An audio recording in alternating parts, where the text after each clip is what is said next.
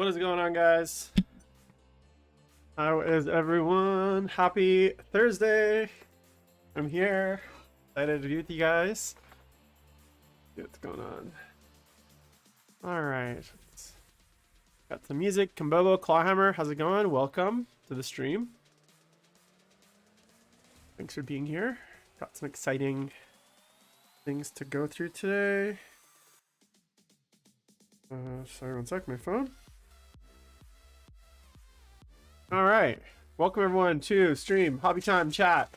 All right, right off the bat, sorry I started a little bit early today. I have dinner plans at 7, and so normally I would stream from 5 to 7, but my dinner plans meant that I need to leave my house around 6:45. So I decided rather than have a shorter stream, I would have a earlier stream. So this way I can still stream about 2 hours, and you guys can be there with me, but I don't miss out on any exciting stuff. So that was my decision to make. Other than that, we're gonna be working on some elves today.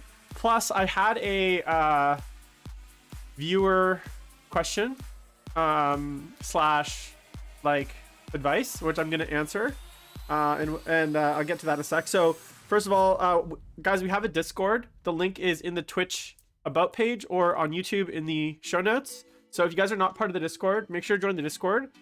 Today we're actually going over a technique that someone asked in the Discord. So they were like, hey Jim, how do I do this?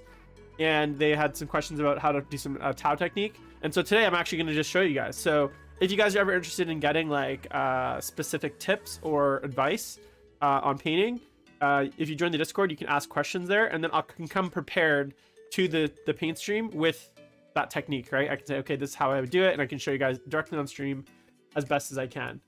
The other thing I want to talk about is we reached our sub goal of 600 followers on Twitch. I think we're at 604, which is super crazy and exciting. Obviously, it's been about a year since I started streaming, almost a year. The 1 year stream anniversary is coming up, and I'm gonna have some fun things planned for that. That's gonna probably be, I think, around in February, sometime there.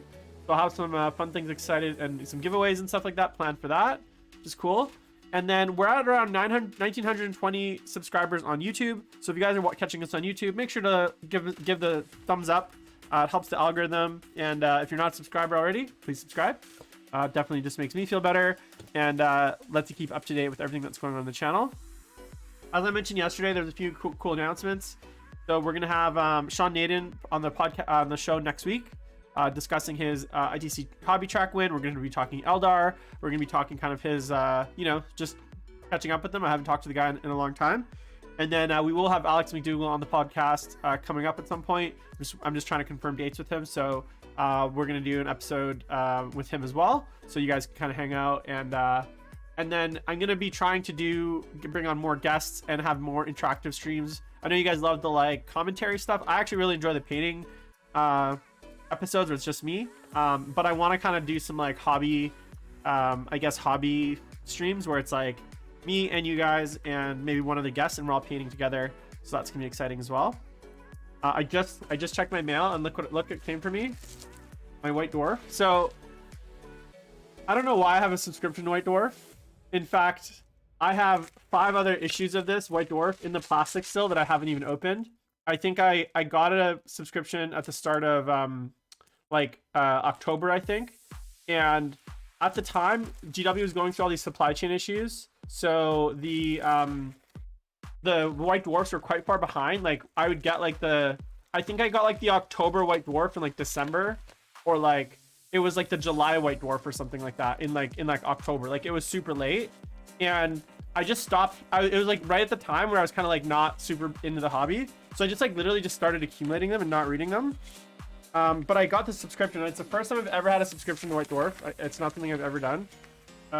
Apparently there's cards in this one. Here's the cover. White Dwarf. Apparently there's cards for 40k in here, which I don't see.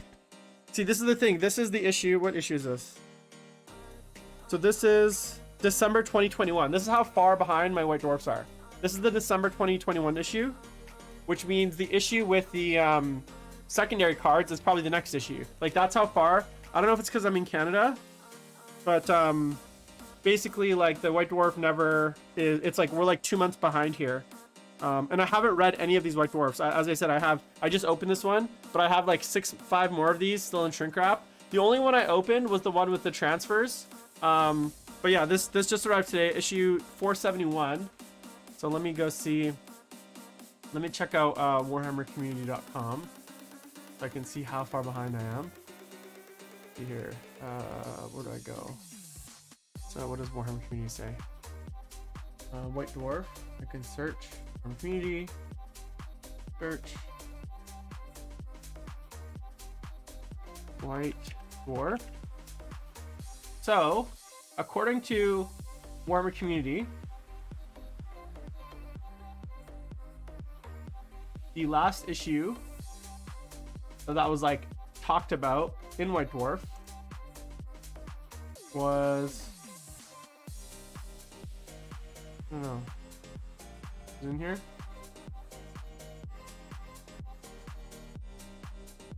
It's not in here. I don't know where it is. But anyways, my point is the summer issue just arrived. So I assume the cards are in the January issue, potentially even in the February issue. So I have no idea what White Dwarf it's going to be in. So that's going to go in the pile of crap. A few other things.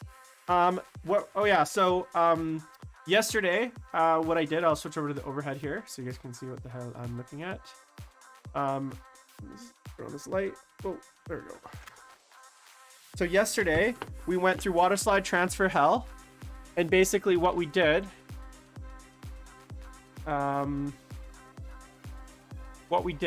was we applied transfers to all of the Eldar models that I've been painting. So with Eldrad, we added transfers. You can see here. It's weird. So you know what's really weird? I don't understand lighting technology, but my light, my big like overhead light, if I don't have it at full brightness, because there's a flicker, a camera flicker, because I think of the obviously the hertz of the light. So like if I don't have it at peak brightness, even though it's a dimmable light, I can't actually have it at peak at lower than peak brightness. Otherwise, there's like a camera flicker. So what we did yesterday is we applied Waterslide transfers. So you can see here, we applied transfers here and here along his cloak. Runes. We added transfers to this guy here. Cool. We added a transfer to this guy and this guy just on the back. And then obviously this one was the most like fun one, which was like this like line of transfers around the sleeve, of runes around the sleeve. I thought that was like a really cool spot. So those are kind of the Eldar so far. And then as I mentioned yesterday, I bought a box of Dire Avengers and I bought a box of Hemlock / Crimson Hunter. I haven't built the Crimson Hunter yet because I'm not sure what I want to build it as. I've been waiting for yeah, giving your due to tramp stamp, exactly. My Eldar are definitely tramps. I've been waiting for the a bit more info about the flyers to come out. I'm leaning towards Crimson Hunter because I can have the Exarchs. Is there Hemlock Exarchs? I don't even know. But what I do have here and what I assembled yesterday were some Dire Avengers. Icon, how's it going, man? And that's what we're going to work on today. So I got 5 Dire Avengers there. And then I also took the plastic Farseer because I have all these like characters, right? So I took the plastic Farseer and I stole the head out of the plain box that's like smooth, and I changed his spear to a staff, and I'm going to use that as a Spirit Seer because I don't actually have technically a Spirit Seer model. So that's going to be the Spirit Seer now. LTK Max, what's going on? So that's what I'm gonna use as Spirits here. I'm not gonna paint this today because I've painted enough single characters for now. What I want to do today on the stream for painting is I'm gonna paint a single Dire Avenger because so all of the models I've painted so far have been like very robe heavy. Like look at this guy. He's like all robe, and the idea is that like the robes in my army would be this green color, but also the armor will be that color. But in this case, the armor is not that color. The armor is Wraithbone color.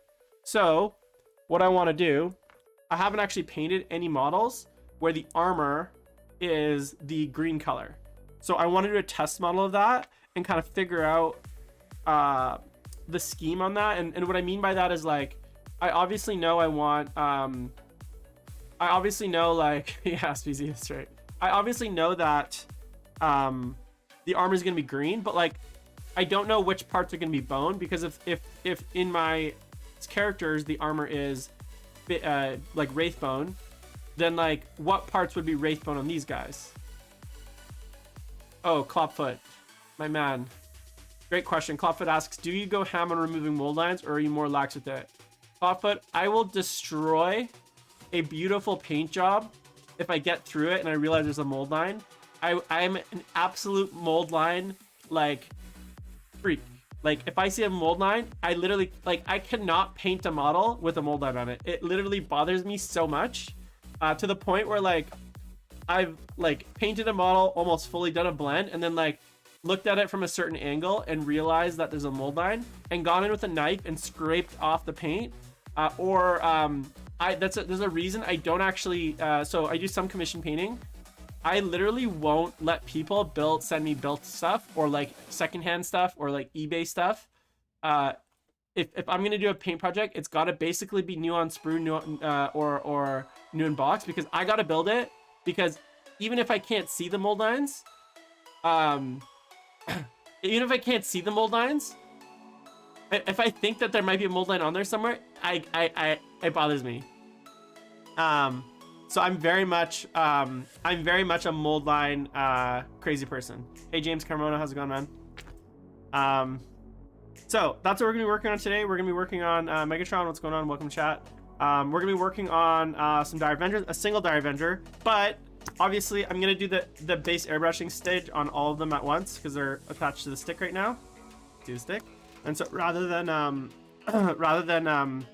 take them all, do one, and then start again, I'm gonna do the airbrushing together, but then we're gonna pull one out and do it on its own. So let me just grab some paper, and I'm gonna grab a water, and I'll be right back. So hang out for 2 seconds.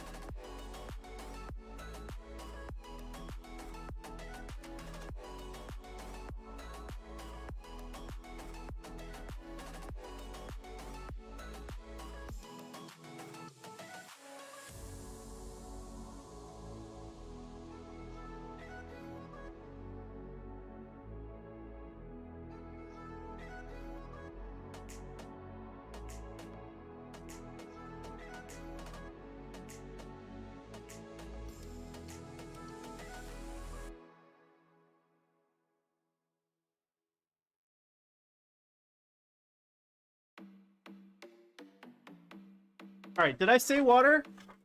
I meant to say whiskey.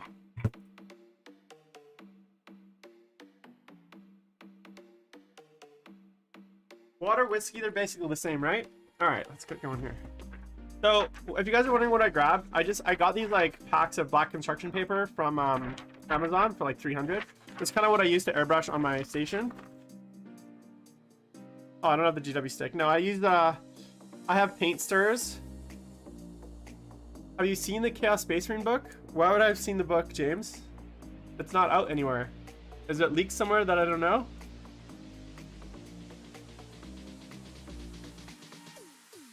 I mean, I've heard rumors, but not like, I've seen literally pictures of the Eldar Codex, like pages of them and like photos from it. I've heard some rumors about the Chaos Space Marine stuff, but I haven't heard anything substantive. Where is it? Where can I check this out? Let's see here. James is saying the book is out there on the internet. Reddit? Bolter and Chainsword? Let's see. I feel like if it was on Bolter and Chainsword, well, yeah, hit me up. I'm hitting you up. This is me hitting you up. What? But like, yeah, I mean, of course it's gonna be tame. I've heard rumors. I've heard lots of rumors and stuff. I haven't actually seen, like, when you say have I seen the book, I definitely haven't seen the book. Here. Slide in those DMs, James. Yeah, let's see here. I've seen a bunch on Bolter and Chainsword as far as like rumors. Let me just see if I can pull them up. Potential chaos, like, are you talking about the one that says potential chaos space marine leaks?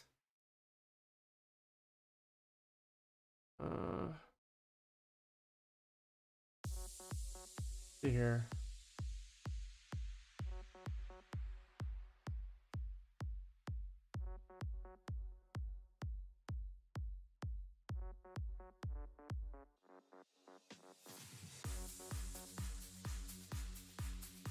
Let's see here. Oh, so those leaks? Is that what you mean?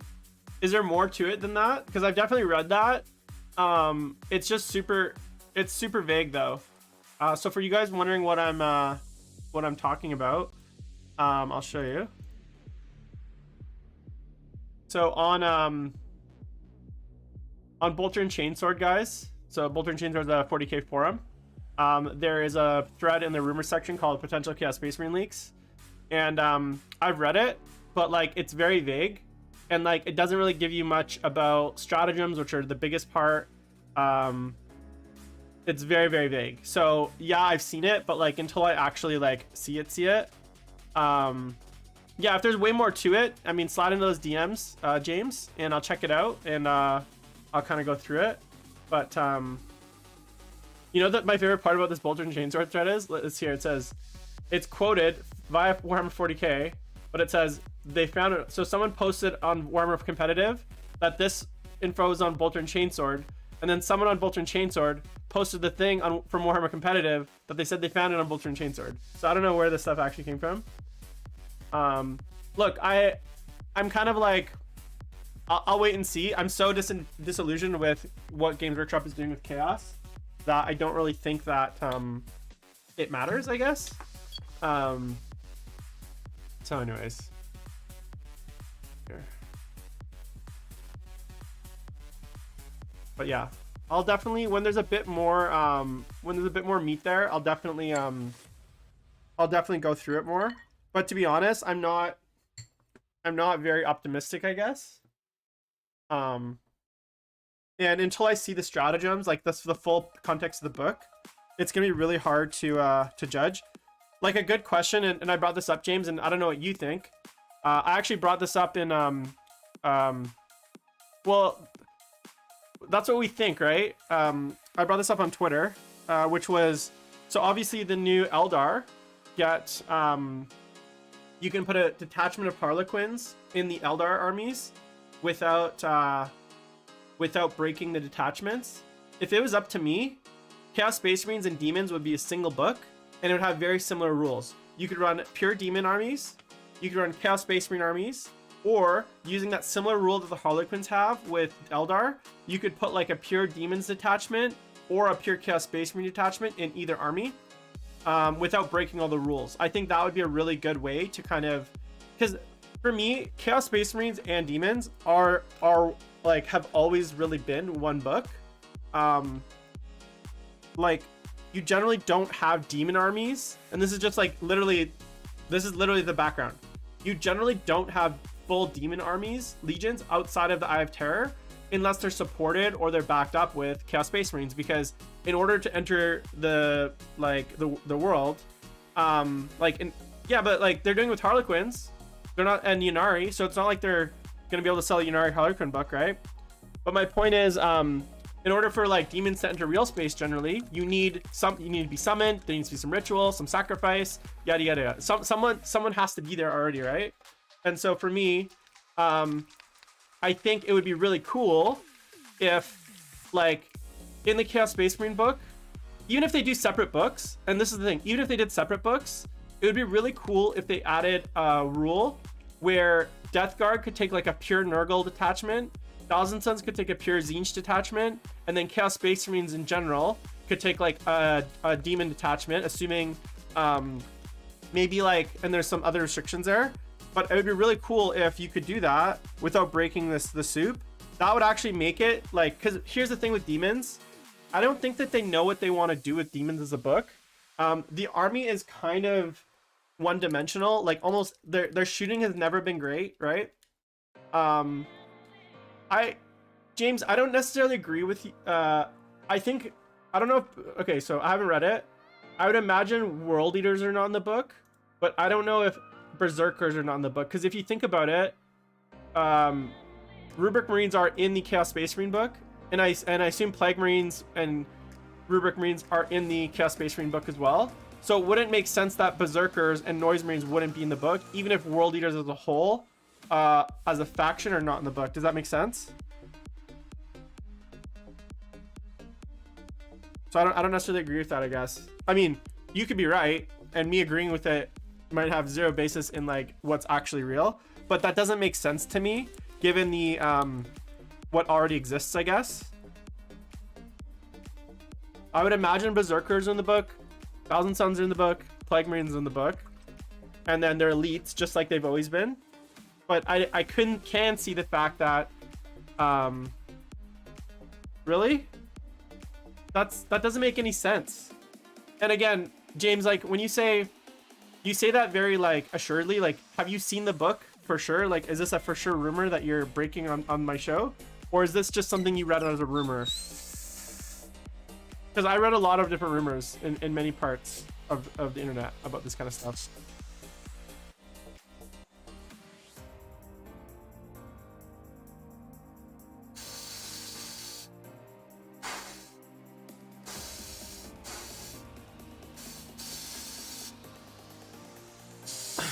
James coming in here, dropping all these hammers, dropping all these bombs, you know?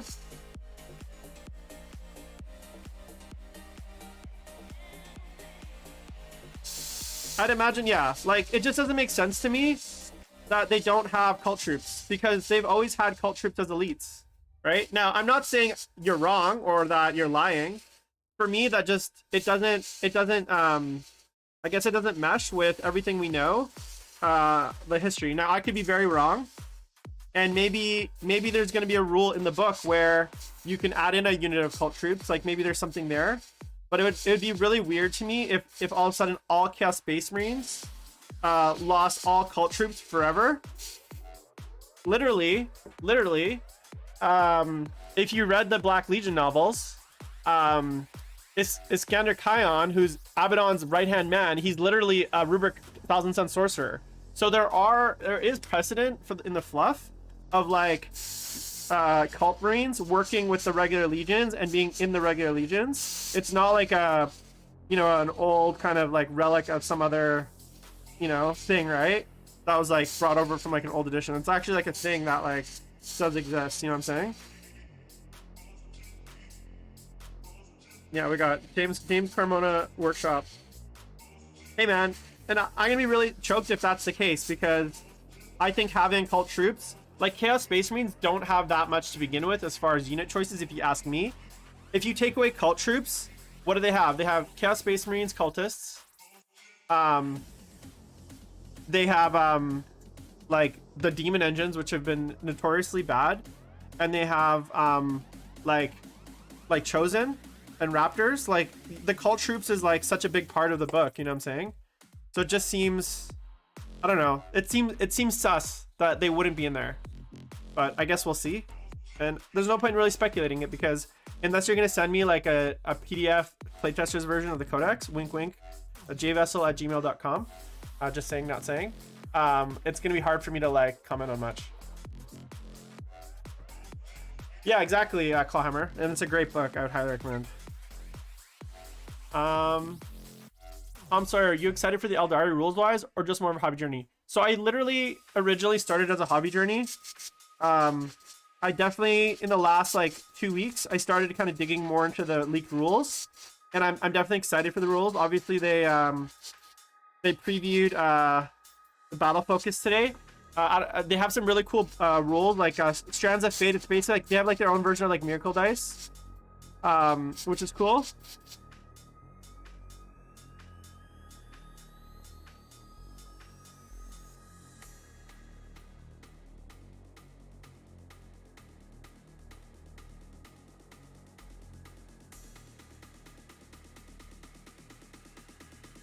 I'm not as cool as you, James. I don't live in California and have playtester friends, you know?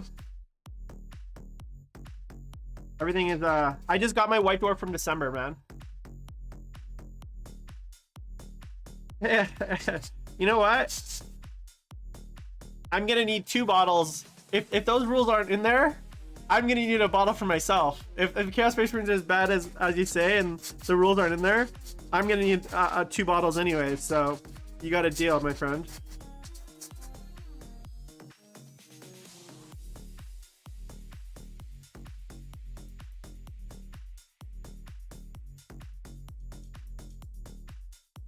So I'm just going in right now, guys, just doing a light base coat.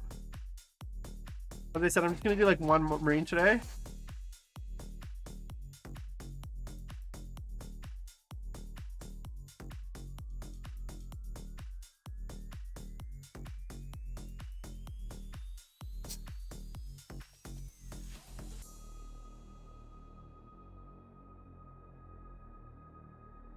Climber, yeah, Climber. It's a guys. If I highly recommend reading Black Legion and Town of Horus by Aaron Dembski Bowden.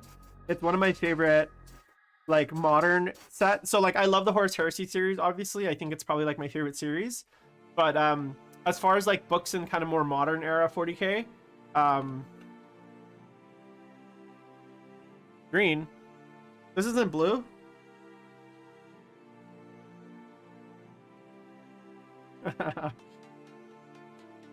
I got your message, James. Thanks. Of course I know you can't. I'm just saying, like, well, if you can't, I'll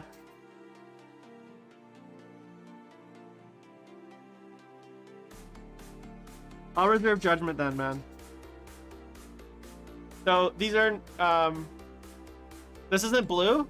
This is actually green. This is jade. I know it seems like it's green. Maybe it's the camera. These are 2 greens. It's a jade, which is green, and pale bright. Sorry, I'm not holding it there. These 2 colors from Paracral. So it's bluish green.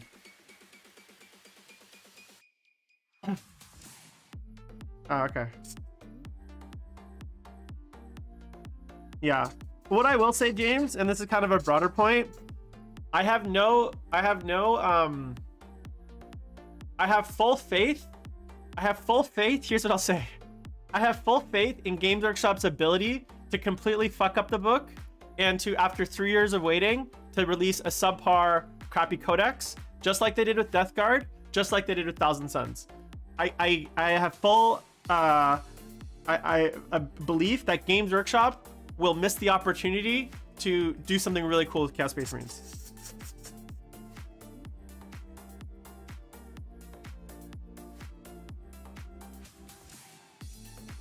So that's what I will say, I guess, when it comes to the leaks. So this is just a darker base coat, but I will of course they did. Of course they did a good job with Tau. So here's the thing, and I've had this rant many times. The Games Workshop rules writers, it's like, even within the books, and I'll give you guys some really good examples of how they like don't seem to really build things consistently. So Death Guard is a really good example for me, and I'll pick one example from each of the currently released books of like where I think, because people are always like, Jim, you complain a lot, you never like are helpful, you're never you know, positive or give fucking feedback. Here, I'll give you 2 very simple examples of like very fundamentally broken things with the Death Guard book and the Thousand Suns book that I think Games Workshop totally missed the mark on. That if you look at other books, they didn't repeat that error. Okay, so Death Guard have a Legion trait called that essentially called Inexorable Advance, and it is given to all Bubotic Astartes, things with Bubotic Astartes, right? So Bubotic Astartes are essentially Death Guard. So you'd think anything with Bubotic Astartes would do almost all the Death Guard units, right? Yeah, maybe there's some few Forge World things without it, but I'm gonna have a Legion, a keyword for the Legion, a Legion trait keyed on Bubotic Astartes, and that's gonna be a really big part of the book. That's gonna be a big like the you know, the big Legion trait. Do you know what gets and part of that rule, Bubotic Astartes, is that vehicles that have Bubotic Astartes basically can shoot into combat without any penalty. Like shoot heavy weapons into combat without any penalty. You're like, okay, that sounds cool. Do you know what Death Guard vehicles actually have that keyword? Do you think Plague Burst Crawlers have it? Do you think the Myphetic Blight Haulers have it? Do you think that the drones have it? Do you think any of the Death Guard unique cool Death Guard demon engines actually have the keyword that allows them to have the Legion trait? I mean, you'd think that that would be a thing, that like all of the Legion vehicles that are specific to Death Guard would have Bubonic Astartes keyword. Guess what? They don't have the Bubonic Astartes keyword. So the main Legion keyword, most of the demon engines that are specific to Death Guard don't even have, right? One example. And it doesn't make any sense. There's no consistency. Space Marine vehicles get all the Legion traits. AdMech vehicles get all the Legion traits. Almost every other army, uniquely, when they get a Legion trait, they get the Legion trait. Dark Eldar Raiders get it. Like everyone gets Legion traits, except for some reason the Death Guard demon engines, which are the like unique selling thing of the book, of one of the pieces, don't get it. That's one example. Second thing, Thousand Suns. Thousand Suns don't have a lot of units, right? We all know that. They had a huge opportunity with the Zangor Skyfires Enlightened to take a unit that's like really bad and make it useful, and actually throw some stratagems in there for it, make it so that it's like feels like it's like an interesting part of the army. And they didn't. They like literally just, they're so bad. So like for me it's like and now they've nerfed cult mixes, so you can't even do that. There's just a lot of like really yeah, Plague Marines, the core of the Death Guard book, are unusable. Basically they're so expensive, you can't even basically play with them. It's just like a mess, right? So anyways, what's up?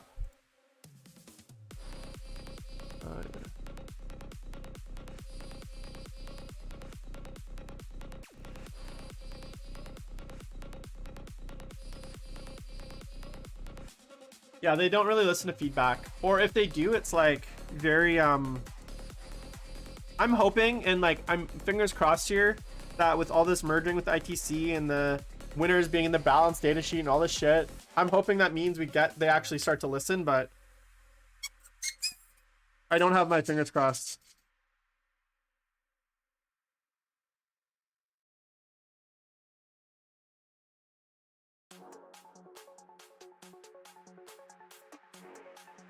So if you guys were wondering why I was going so dark before, because I'm doing kind of almost like a zenithal of like the brighter color from above.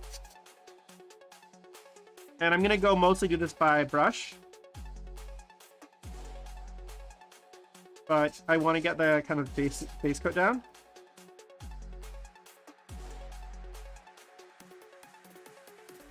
So this is my mid-tone, this pale green. So now I'm just kind of doing a zenithal. And then that's all the airbrushing I'm going to do for these. Everything else is going to be by hand.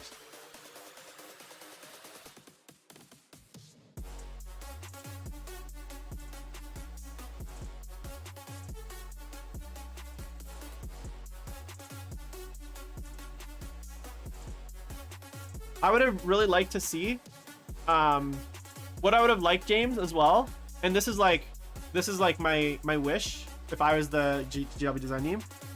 I would have loved to see, put out the Chaos Space Marine book, cool.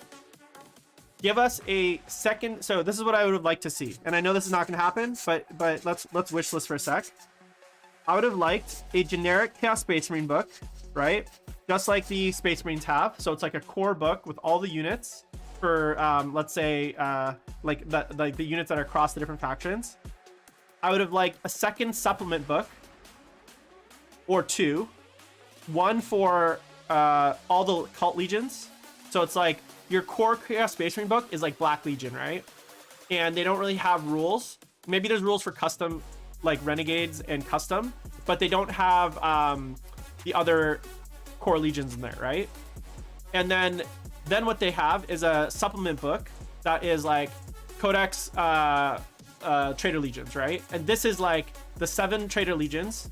Sorry, 6, because so World Eaters wouldn't be in there, Death Guard wouldn't be in there, Emperor's Children wouldn't be in there, and Thousand Suns wouldn't be there. So I think that leaves 4 more Traitor Legions. So Night Lords, Alpha Legion, Iron Iron Warriors, and what am I missing? There's one more. A Word Bearers. So that would be a one more supplement book with all 4 of those rules in there, right? And then a second book, right? That was Codex, like it would be like Codex Demonkin, like Corn Demonkin, but it'd be called like Chaos Demonkin, and it would have rules for mixed, just like the Be'lakor list, mixed Corn Demonkin, Tzeentch Demonkin, Slaanesh Demonkin, and Nurgle Demonkin armies, right?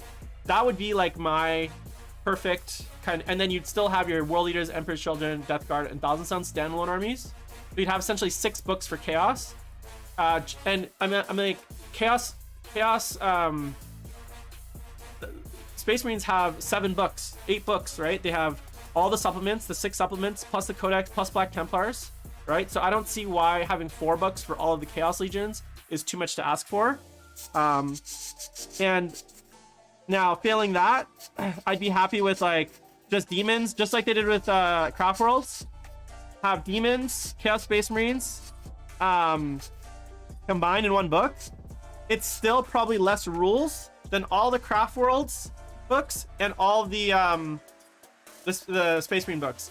I bet you if they combined Space Marine or Chaos Space Marines and demons in one book, it'd be less data sheets than the Craft Worlds book and less data sheets than the Space Marine book. Guarantee you, right? So they could easily do that as well. And that would, I think, also, like, that would, I think, would also be nice. So one of those options I would be very happy with, but we're not going to get that. So it's just, yeah.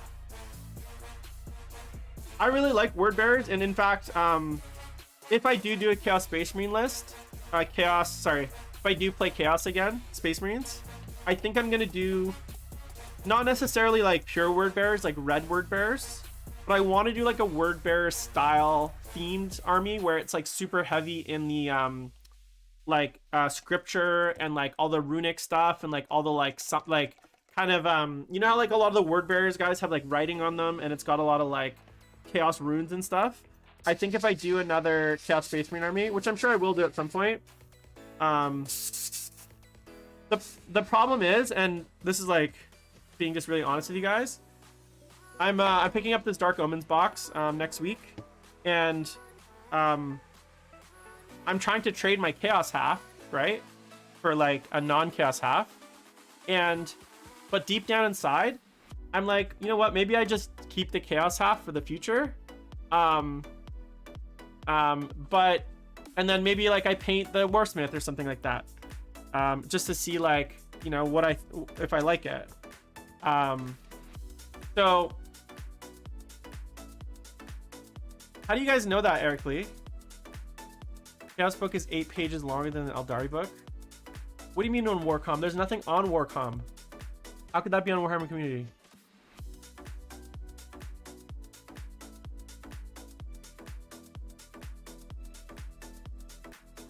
That doesn't make sense.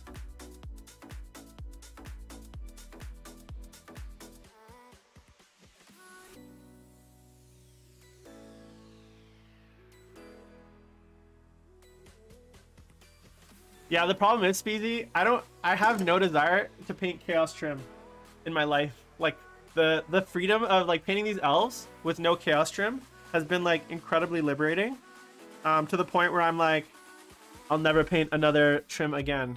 You know what I'm saying? Okay, we're gonna do this guy as the test model. I like his pose the best.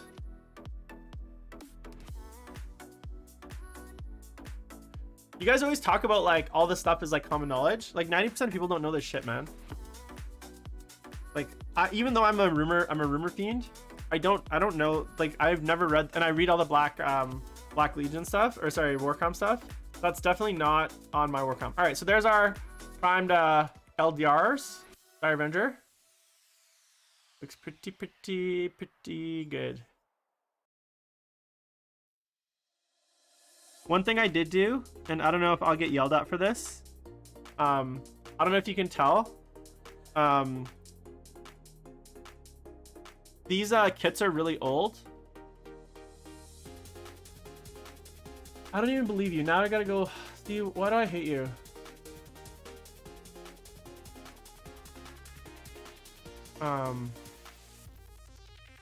Let me go see this. Now I gotta see. Now I'm in doubt. Let's see here. Okay, here we go. No, bro, it's 8 pages shorter than Codex Space Marines. Not Codex Chaos Space Marines. That's what it says. Look, right here. Codex Space Marines. Not Codex Chaos Space Marines. I was like, dude, there's no way they revealed the length of the Chaos Space Marine book. Come on. Why you gotta play me like that? Eric Lee, come on, man. Come on, son.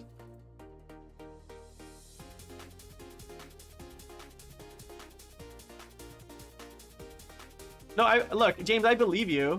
I'm just like, I don't want to believe you though. You know what I'm saying?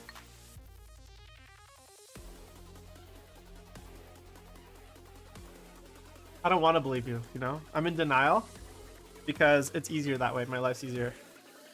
Yeah, Eric Lee, are you Alfarius, Eric Lee? Trying to come in here and get my hopes up? I guess I'm so like disenchanted or disillusioned, I guess. From this whole process. All right, let's see here.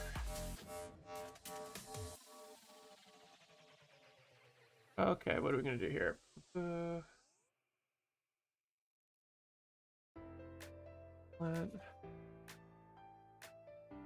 Yeah, Eric Lee. Eric Lee, guys. I think that's a 1-week ban for that, Eric, for sure. I'm kidding. Get me all riled up like that.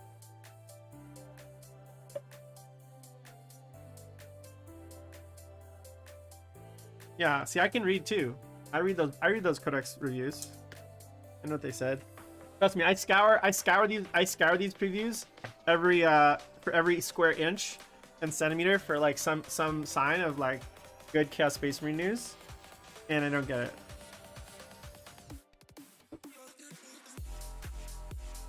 I'll just be happy, honestly, James. I'll just be happy if Obliterators get a kit, a multi-part kit, A, and B are like not completely outclassed by Battlestar Iron Striders in points and firing ability. Like think about it. An Obliterator I think is like 105 points, moves 4 inches, has like a super shitty gun, and can barely do does on general like on average like 1 wound. The Ballistari or whatever are like 65 or 75 points, move like 9 inches plus like pregame moves, plus do like 12 damage on average. Like it's the damage disparity is actually insane. The damage and points disparity is actually like off the hook. All right, so what we're gonna do.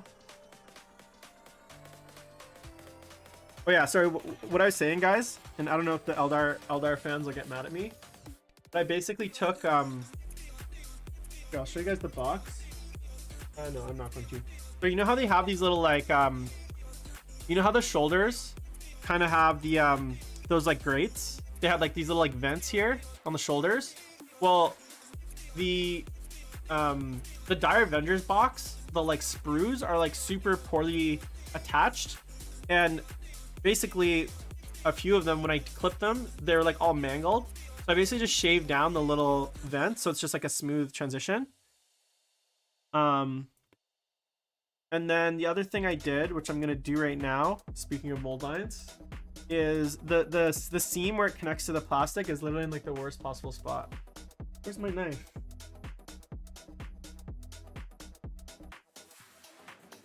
How many shots? See, the D3 is the problem.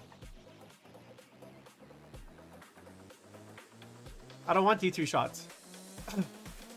Yeah, and Obliterators die one hit.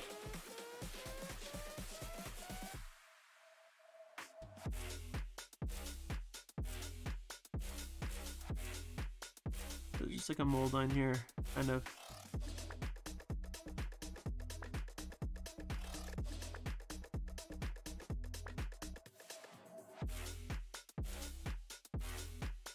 it's not really a mold line. It's basically like the joint where the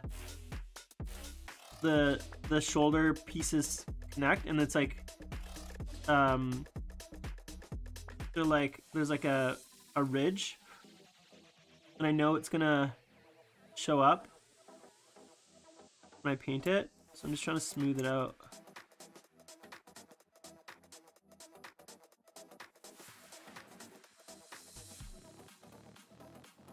Okay, I'm gonna give that a sec to dry. That's a good question.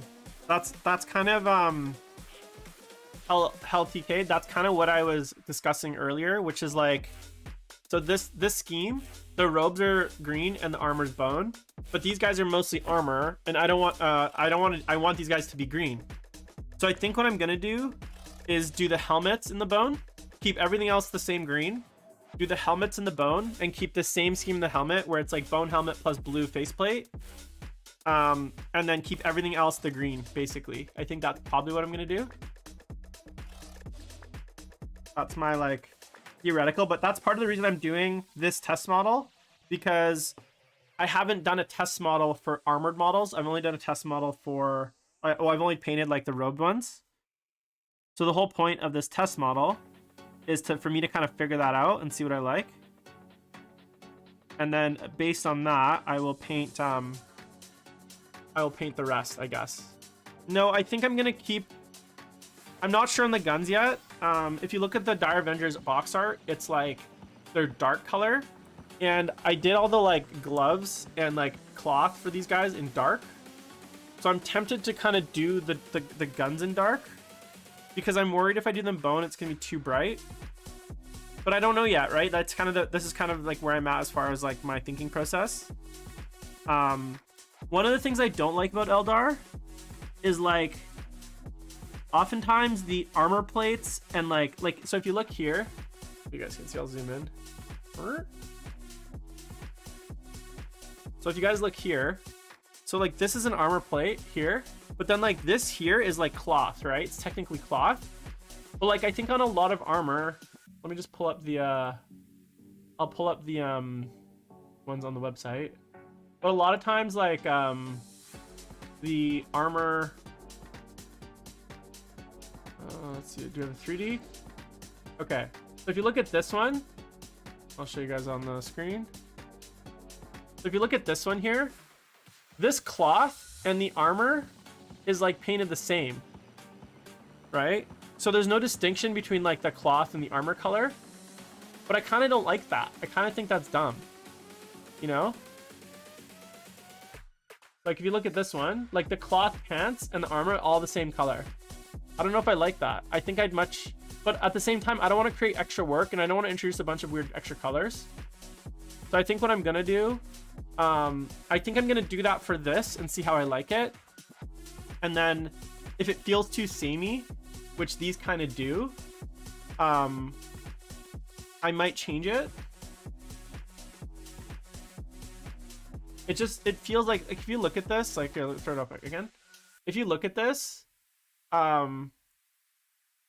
it's so like monotone. And so like, yeah, it is layered plates, but like this part here where like, I don't know, you guys can't see my mouse. I don't know why can you see my mouse? Yeah, I guess you can see my mouse. Weird. Yeah, I'm like, I can't remember if you can see my mouse. So this part here, yeah, actually, that was bad at technology. This part here, and this is like supposed to be cloth, and this is like armor. I don't like how samey it is. So what I might do is find opportunities to put in a little bit of opposite color. So like, maybe I do all the same color, but then like on the knee pads, or like, so here's a good example. All these little things, I don't think they're gems, but maybe I paint them like gems, right? So like, even though, but that's just like that's a lot of soul stones, right? Like how many soul stones do you guys have, right? They're just blinged out. Like these things on the shoulder, I don't know if you can see it. Oh no, this is an older 3D. The newer 3Ds, you can actually like look at the top of the model. Oh, there you go. So like, see these ones here?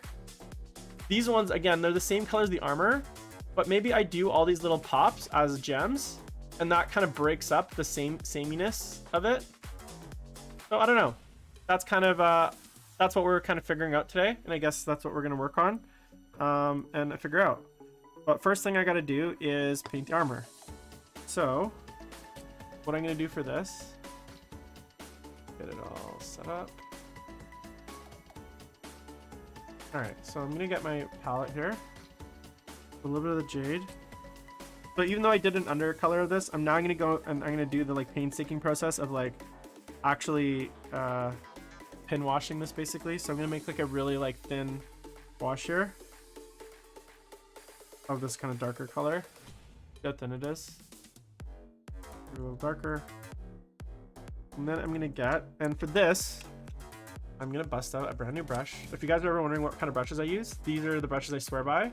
They're a Rosemary & Co. Series 33. This is their miniature line. I ordered a bunch of them. Size 0 is my go-to, but I want to use a new one for this because it makes me feel good. So I have a size 2 in here, some size 1s, 3 size 1s, and 3 size 0s are ordered. So I think it's size 0. I like these brushes. They're good sable brushes. They're really good price. Like the only downside is like shipping. So these come from the UK, I think. And I think shipping was like 20 bucks, which is a lot. But like I think the actual brushes were only about 50 bucks for really nice sable brushes. So I think it's worth it personally. Considering like a single Winsor Newton Series 7, which I have a ton of, like in my collection, some of them brand new. A single Winsor Newton Series 7 is like 27 bucks. So when you kind of put it that way, like getting 6 brushes for 80 bucks is like definitely worth it to me. Which one looks good? And I find that their points are really nice. Let's try this one. They're just really good brushes for the price. And trust me, I've used them all. I've used the Artist Opus ones, I have the Squidmar ones, I have Monument Hobby ones, I have GW ones, Winsor Newton Series 7, I have synthetics. Nice point. Okay, so what I'm gonna do here, this is kind of the painstaking slow part. Basically, and you don't have to be super careful with this because you are going to go back and kind of repaint it. I'm gonna go a little darker and a little thinner. And one of the things I like to do is just put a little drop of my airbrush thinner in this. And what that does, so I got, it just helps like break the surface tension a little bit and keep it nice and thin. So I'm gonna take this and I'm basically going to paint it in all the, like where all this the armor separates.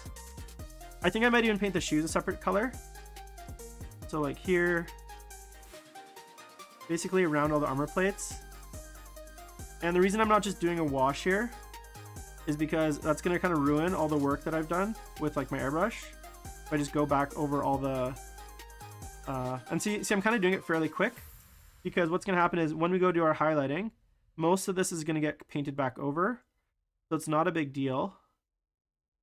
But what I want to do is get a nice little shadow in all the like the areas, and then anywhere where there's like it's just under, I'm just gonna kind of glaze it so it just darkens a bit. Here. And I want to get around all of the like anything where basically essentially this is like black lining. I don't know if you guys ever do black lining. Now I obviously wouldn't use black here because it's gonna be too intense, but I'm just adding, it's just adding depth and a nice kind of dark shadow in between the armor plates. And that's going to help a lot with the contrast. Is that a mold line? Ladies and gentlemen, we got a mold line.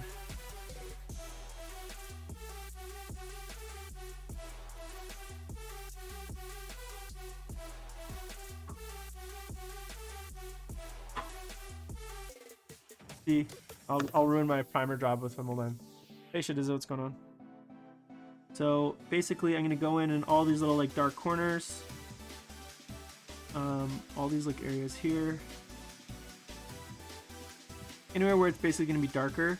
And again, I'm not being super careful I don't want to just I don't want to just drench the whole model in like a wash, because that's going to really affect the fact that I've already done a little bit of zenithal. I want to kind of very quickly and roughly painted into the edges. All of the hands, especially in the fingers tips, in between the finger joints, because that's definitely going to be dark in there. Along the chest. Around the chest plates. I'm going to leave the head for now, because I think I'm going to go bone with the head.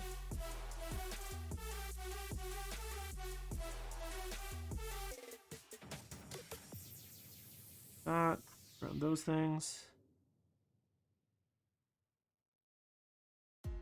And I know it feels like I'm doing this very sloppy, but I'm actually like controlling kind of where it goes. I'm going to leave the top of the armor plates quite like alone, basically. Alright, so that's it for the I don't know. These are short handle, I think, the normal. How do I tell? I don't know, they're short. That's how long they are. Okay, so next what I'm gonna do, and this is why I like to, whenever I'm doing a test model, I always like to block in my colors. But even though I don't know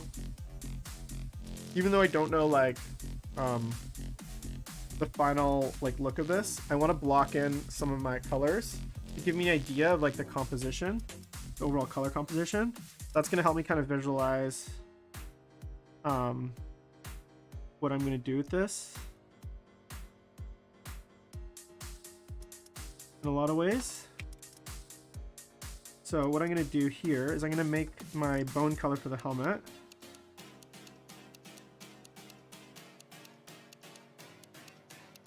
I'm going to paint that in. And I'm going very thin here. These are old plastics, so like I always want to go super thin. I'm always going to go back over this with like other layers and stuff, but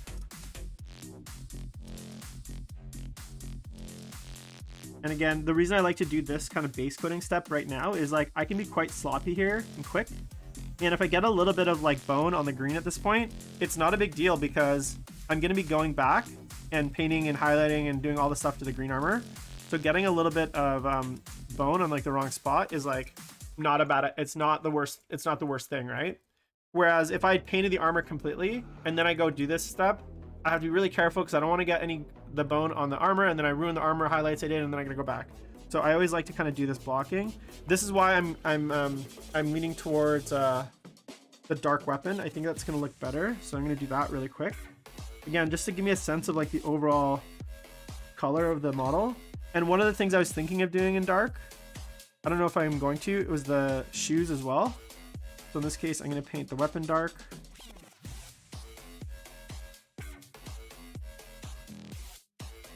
And again, I could change my mind on this, but I do want something to kind of differentiate them from the Guardians, which will most likely have bone weapons.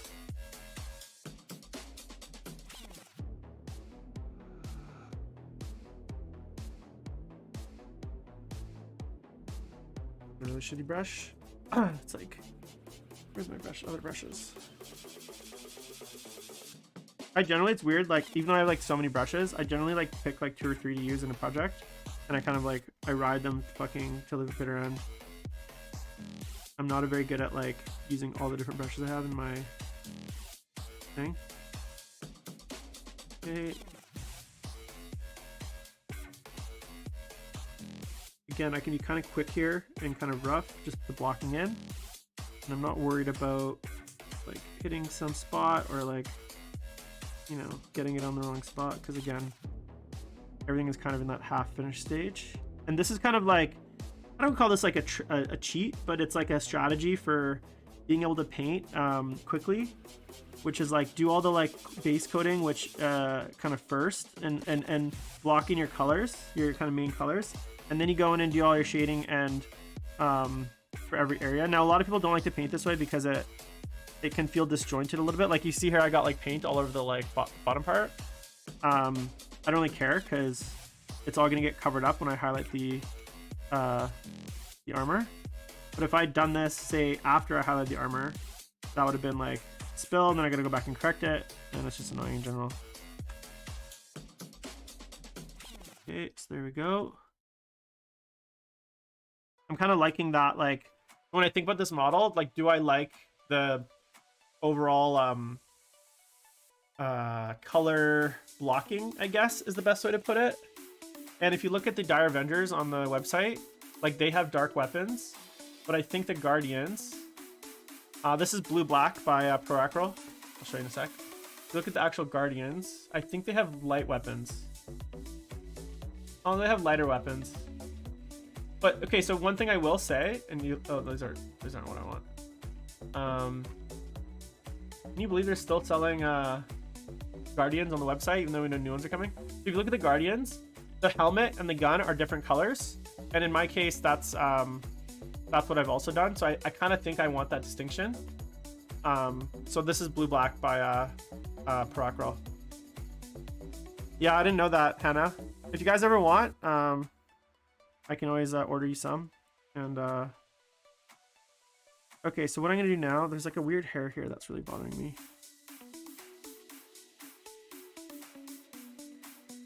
Get out of here. I don't really feel bad because there's so many things that I can't get in Canada because of like various laws, and I live in Vancouver, so oftentimes what I'll do is we'll ship it down to Point Roberts, which is it's about 45 minutes south of Vancouver. It's like just across the US border, and there's like a bunch of like places there where you can basically like set up like PO boxes or get things delivered to, and then just go pick them up. So a lot of times, like, there's like certain companies that just won't ship to Canada no matter what, even if you like reach out to them. So like I would often get it shipped there, and then just go pick it up. So maybe they have a similar service, or find a friend in Canada. Okay, so I think that's like the main color blocking, and then the only other thing would be the cloth, which I think I'm gonna do in the blue of the I'm gonna do in Sotek green / blue. I keep calling it's blue, but it's called Sotek green, but like there's definitely no, it's not green. So, and the Sotek green, even though it looks really dark here, I do take it quite bright in this application, so it's almost white, and I go really high contrast with this. See here. I'm really confused by like what this is going on back here on his butt, like the cloth, I guess. It's like that. Yeah. All right, so that's our basic color blocking done. So now I'm gonna actually go do the armor. That's kind of like the course basic scheme, I guess. Also, it seems really weird they have tabards on their asses, but not on their fronts. That makes no sense to me. And I don't know if I talked about it, but like a little like, and I think someone had called it, had a name for this, but the one trick of this army is I highlight every color with one color. So like I start basically with these colors, like blue black for my darks, this color for my greens, this color for my wraithbone, and then adding to each of them to brighten them, I add the same yellow. And what that does is it gives everything, like when you get to that like higher highlight, like that topper, that like that more extreme highlight, it kind of like gives everything that same kind of tone and that same like yellow warmth, I guess, rather than having like a bunch of disparate saturations, I guess. I don't know how to describe it, but it kind of makes the model feel very like it makes it feel very like together. I don't know if that makes sense. It's hard to describe, but like, because oftentimes if I like added say white to this or yellow to this and then green to white to this and then like bone to this, by the time you get to the very brightest, in almost all of these cases, like I don't know if you guys can like this tell. So for this is a good example. This color here is the same color as the bone here. It's the same highlight. The bone I added to the black is the same bone color. So everything starts to kind of feel, this brown, this whole thing is the exact same colors I used on the bone, except I just didn't take it as far. So it's just got more depth, but it's exactly the same colors.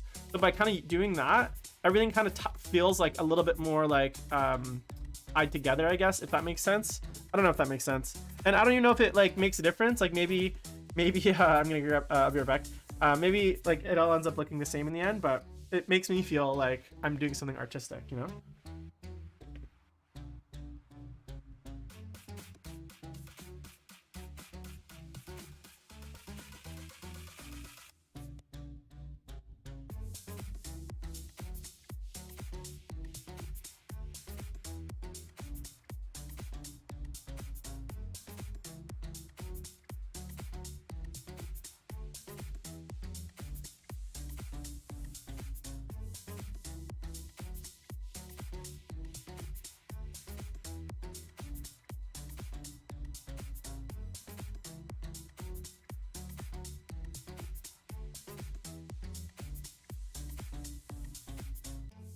All right, we're back.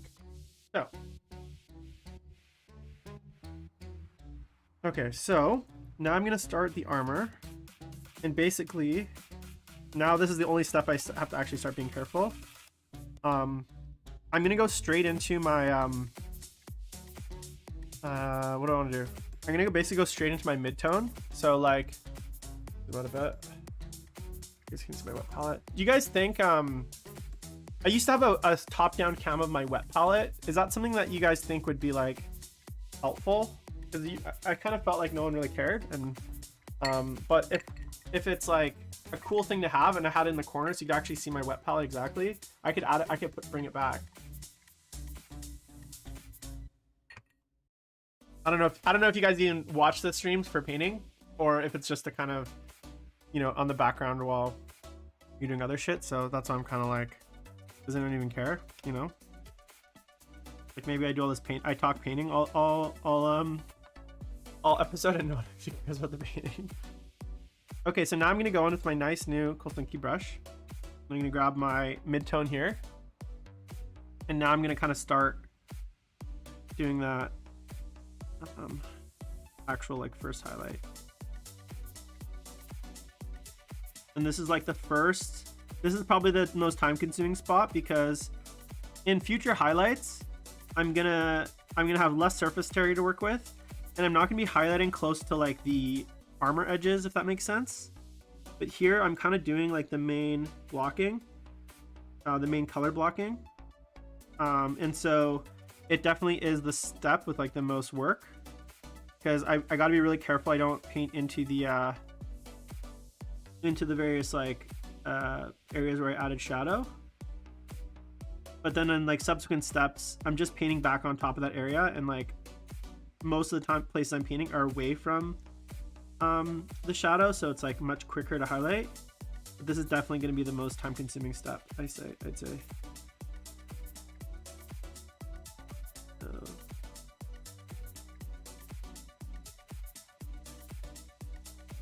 And one of the reasons I really like the Pro Acryl paints is they're super smooth, they dry super matte, and they have a very like natural, like I guess like blending property almost. Like they kind of dry a little bit translucent, but they have like really good coverage. And I know that sounds like an oxymoron, like it's like the opposites, but it's true. Like once you start to use them, you kind of get a sense of like different colors behaving like different ways, and it's really nice the way that they behave, I guess, if that makes sense. Yeah, and that's broccoli and shitty though. That's like exactly why I like didn't do it, because like it's like, I don't know, I just felt like no one really like that would be, I felt like it was more helpful for like a painting tutorial to have that stuff, but in the grand scheme of things, my wet palette's like a big mess of shit, and it didn't feel super helpful.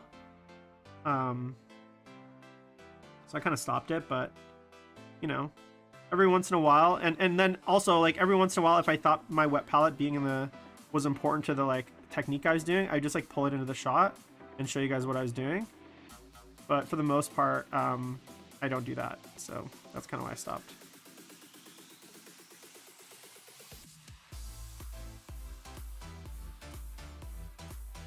But I do appreciate the feedback.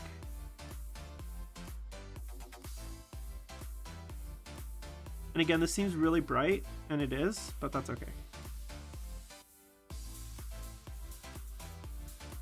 The other thing too is like once I've done this first layer, I can really focus on, if I think it's important, once I've done this first layer, I'm not gonna have to go under and kind of do everything again. Whereas right now I'm like really trying to get like, this is like my mid-tone, so like this is gonna be the majority of the armor. But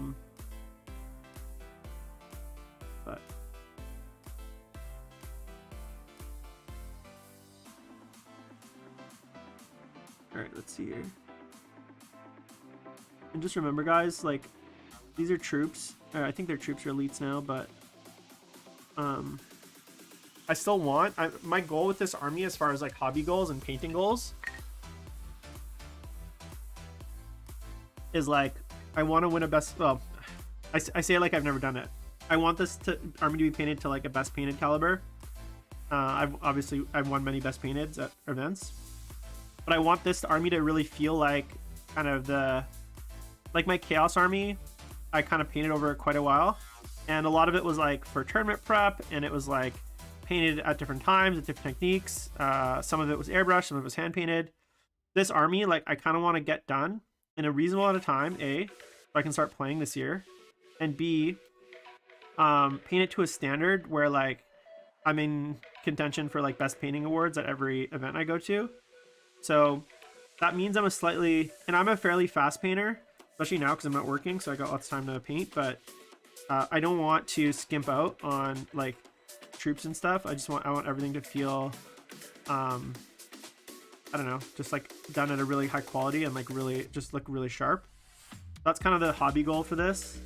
And for me, I'm setting a goal for this unit of Dire Avengers because I did buy the Dark Omens box. I'd like to get this done before that arrives. So that's 2 weeks from now, I believe. So 2 Fridays from now, basically, is when the box releases.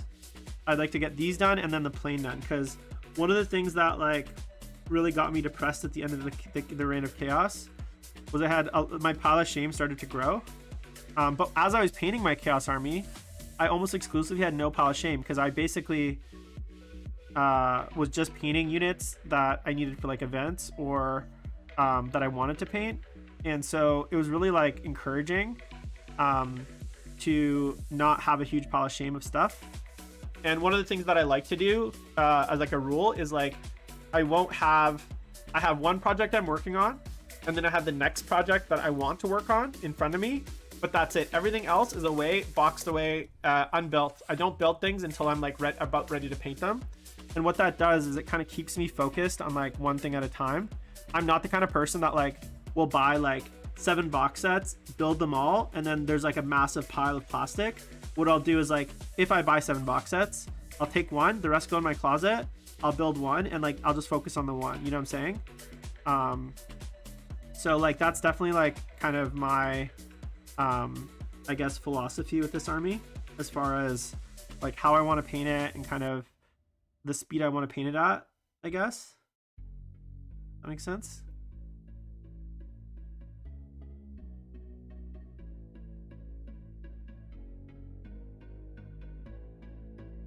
Does that make sense to you guys? I think that's a good philosophy to go by.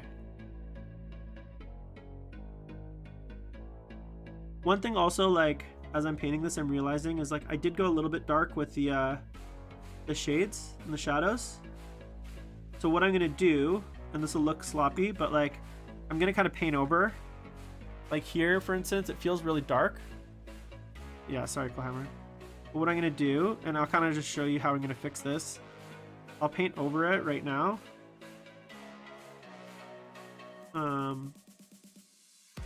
And then I'm gonna go in with a little bit of, I used to be like that too though, right? Like I'm not pretending that I'm like innocent, and I still have a bunch of stuff unboxed in packages. Like I have a pile of stuff, just nothing for my Eldar, right? So for the Eldar, I don't want the Eldar to turn into that. So what I'm gonna do now is like, I kind of painted over that stuff. I'm gonna make like a little mid-tone wash, which is not quite as bright as my my base coat, but it's not quite as dark as like I was, and I'm just gonna paint that into here, and that's just gonna kind of help bind, kind of blend that and to get together. so it doesn't feel so dark in those areas, if that makes sense. Because I found like it's a little dark.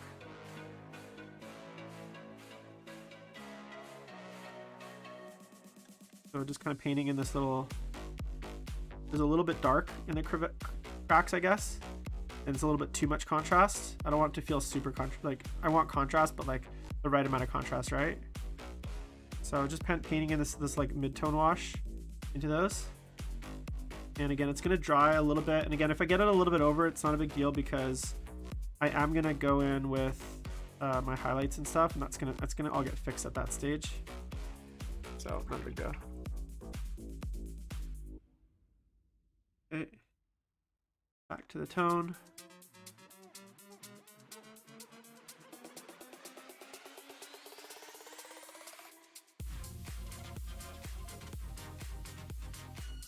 I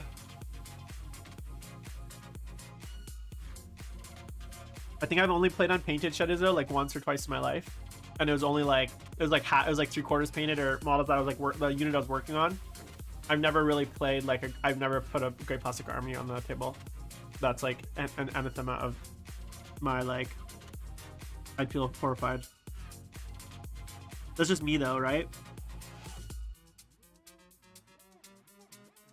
When I started the hobby, like it's not like this anymore, but when I started the hobby, Games Workshop store was like the only place you could play in my area, and they had a rule where, and obviously they got rid of this in later years, but all the Games Workshops had a rule where you could only play with painted models, right? It was to both encourage people to paint and also like keep like you know, to make the so when people were like watching the game it like looked good. Eventually like Games Workshop basically realized that like that was actually causing a lot of players like not to play because they didn't like they either didn't like painting or they weren't good at it or they weren't fast at it, and so it felt like more of a barrier to a lot of players to have a rule like that. But when I worked there, that was like a very hard and fast rule to the point where like if we saw someone playing in the store with unpainted, we would like go to their models and we say like you can't play with that and like take them off the table, like to that point.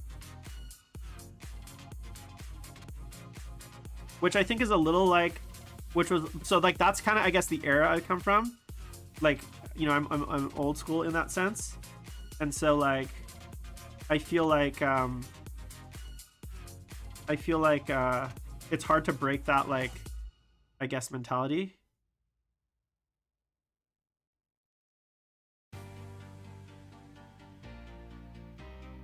I think my one concern of doing all these little bumps as gems is I think the models are going to look too busy with all these gems everywhere. Plus like painting gems is no like, it's no like fun quick joke, you know? So I think I'm going to try to do most of them not gems, but just like a few select as gems. You know what I'm saying?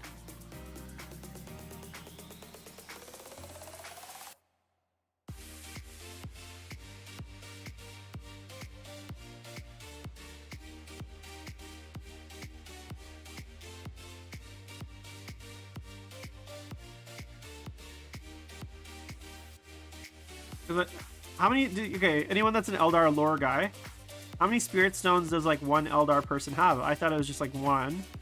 So like are the other things that they carry around? I'm just gonna do the bone at the moment. This is like the base like blocking scheme, I guess. And then once I get through the armor, we'll see kind of how I feel. So like for those of you that know Eldar lore, so like I always assumed it was one Eldar, one soul stone. Do they carry soul stones of other Eldar with them? Is that who it is? Or is it just like they have one soul stone and the rest are like fakes or like Cuba zirconias, you know? The Eldar equivalent of a synthetic stone just for like the bling? Like what's the rule, I guess?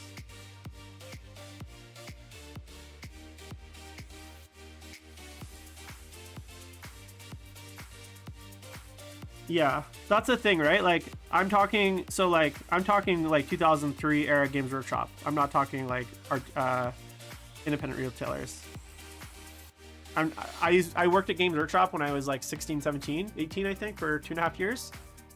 which was in 2004, 2005, so a long time ago, 2003 maybe even. And back when I worked there, that was the rule, which was no unpainted. But since then, I know they don't have that rule anymore.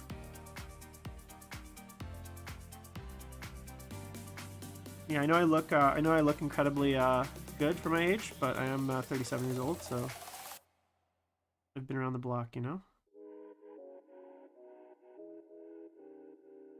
In more ways than you guys know, trust me. See, this is the only reason I was really hesitant to actually even buy these Dire Avengers.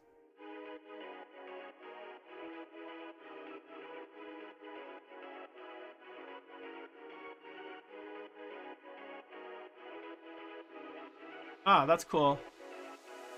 I would assume that was the case, right? Like, I'd assume it's like different bits. Thanks for that, Broccoli Fangirl.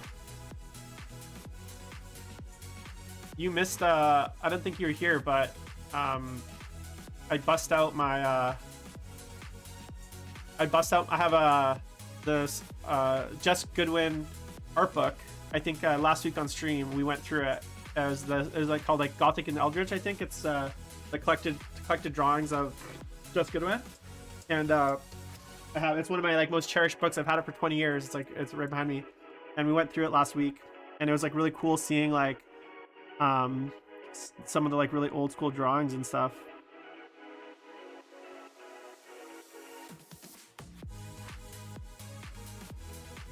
Yeah, but like that's the thing, Shadizo. Like, yes, we're not that different in age, but like, I'm single and like still living like I'm 20, and you have a family. You know what I'm saying? Like, I feel like I feel very different than like most people my age, I guess, in a good way in some ways, in a bad way in some ways.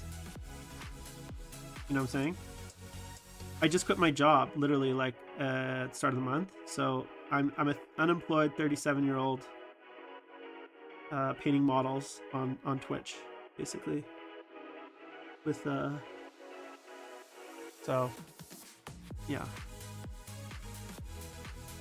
I know I make it sound really depressing, but it's not. I love it. Oh yeah, sorry. What I was saying is, I went to the hobby store yesterday to because I'm an addict and I didn't want to wait 2 weeks for the next bit of Eldar, and I just wanted something to paint. I was thinking maybe picking up like I was just gonna see what they had, and they had Guardians, old Guardians, so I didn't get those. They had Jane Czar, which I almost picked up, but I've already painted a bunch of characters, so I wanted to paint something a bit more substantial. I was thinking like a vehicle. If they had like a Night Spinner, I was gonna pick up one of those, or a Grav Tank. But they had this box of Dire Avengers there, and obviously I've read the rumors. Apparently Dire Avengers are really good in the new book. So, but I was really hesitant to get these because they are technically like old sculpts, right? Like they're based off, even though they're like plastic and they're like quote unquote newer, they're based off like the current and / older Guardians. So I was just worried about some of the detail and like how like sharp it would be, and like I wasn't wrong. Like the detail, it's kind of hard to see on camera, but the detail in some of these spots, it's a little sketchy. It's a little bit like soft, I guess, and some of the surfaces kind of like blur into each other.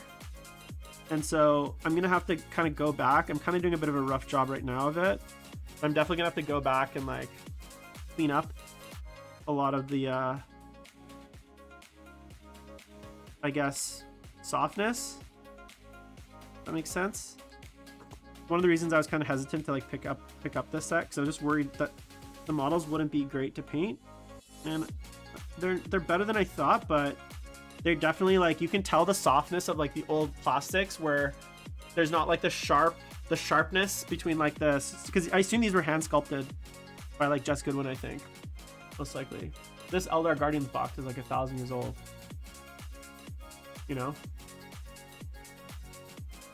I only own 15 Dire Avengers. Do you think I need more?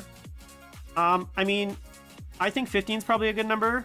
I heard that they're probably one of the better units in the book, supposedly.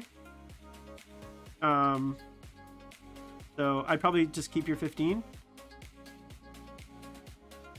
I don't know. I don't want to tell you like, yeah, go get 30 more and then like they end up sucking.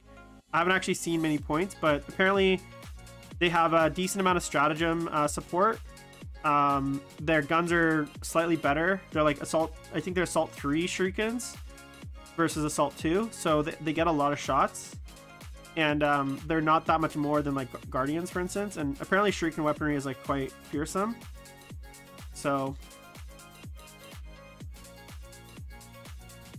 oh my god, I just put my I don't know if you can see it. I just put my paint in my whiskey. My brush. So I just went to wash my brush and my whiskey. All right. Yeah, Smoothie, that's exactly what I wanted to do. But the thing is, I couldn't.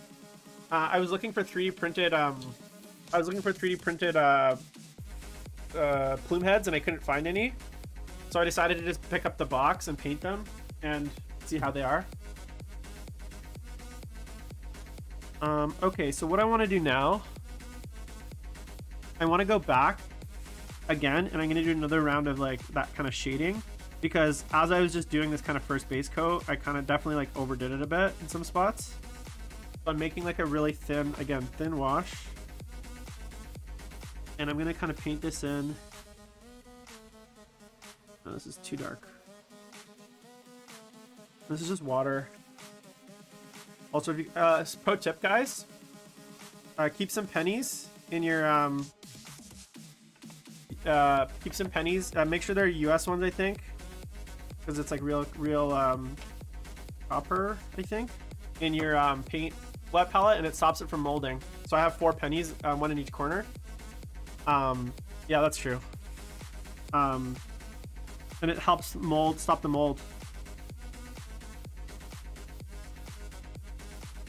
So what I'm doing now is I'm basically just going around all these little gems, and I'm just painting this kind of darker color to help them stand out. Going back, doing a little bit more shading.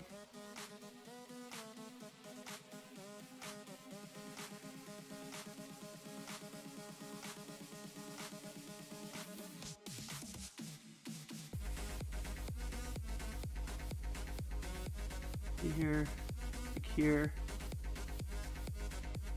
here.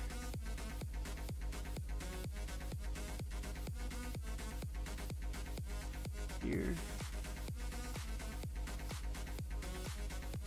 So I always say miniature painting is like, it's like a lot of correction. And that's kind of what I'm doing here. I kind of like overdid it with the highlight. And now I'm kind of going back and fixing all that. But now I should be in a pretty good place to like kind of go ham with the highlights. Because everything's like nice and well defined. I kind of understand where everything is.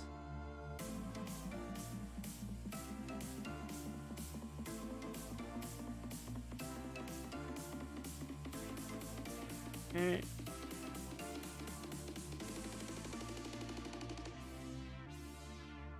All right, so now till what? Okay, so now I'm gonna go in. I'm gonna add some of my yellow in my color. So this is kind of the first highlight stage. It's kind of washed out on camera, but this is the fun stage because I can be a lot more liberal with this now, because I'm not like trying to paint close to the corners, I guess. So it's like I have more like room, I guess. That makes sense. And I gotta do the fun parts, the highlighting. And I don't have to go like everywhere now. I'm just kind of thinking from like a surface level, the areas that I see. So I'm not trying to get underneath everything. So like those last 2 steps were like the most like time consuming. Blend in there.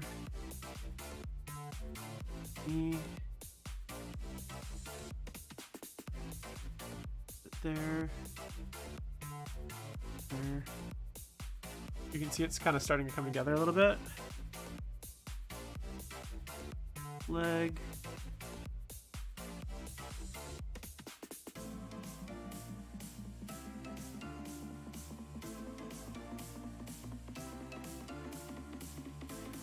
This is kind of the most enjoyable part of painting for me, is like this step here, because it's like the super, you start to see really like where things are going, and like the color, the depth, I guess.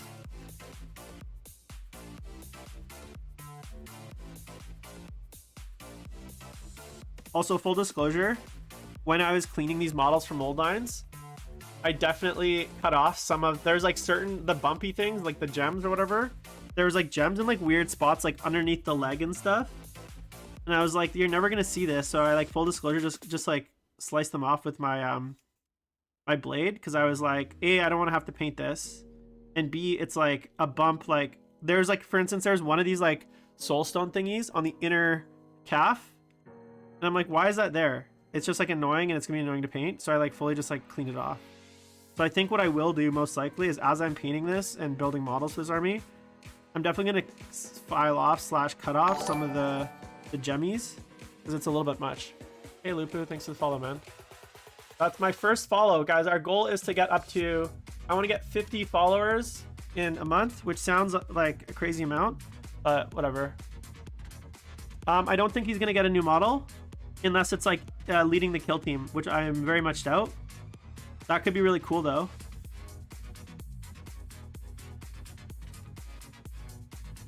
Apparently the Corsair rules are not good, and the Inari rules are not good either in the book.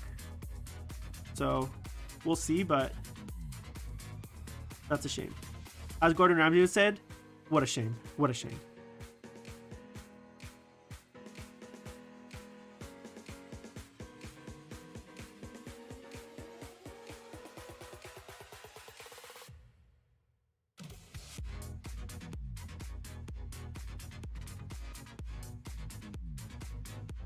Thanks, man. I appreciate it. Anyways, so see, someone give me a compliment, and now I get like tongue-tied. I'm actually really bad. I don't know what you guys are like. I don't know if it's because like my therapist says because I had like a very like not abusive father, but like a very like strict father who was like always disappointed in me, and very like disapproving, and so I've always been like really weird taking compliments. Like I get very like awkward, I guess, and it's like very cringe for me. And so even though people whenever people compliment and it's like something really genuine and nice, I get like very awkward, and I'm like I don't know what to do, because I don't know, as a kid I was like always yelled at, so getting like a nice thing towards me is like weird and makes me feel awkward as fuck. I don't know if you guys are the same, or if anyone else ever gets like that, but you know what I'm saying?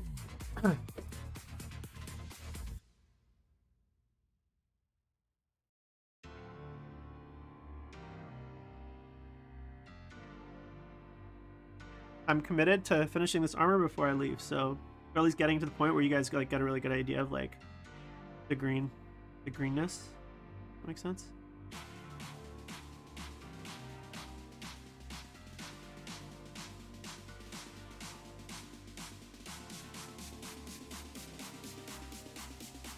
Like at work, this is literally me at work.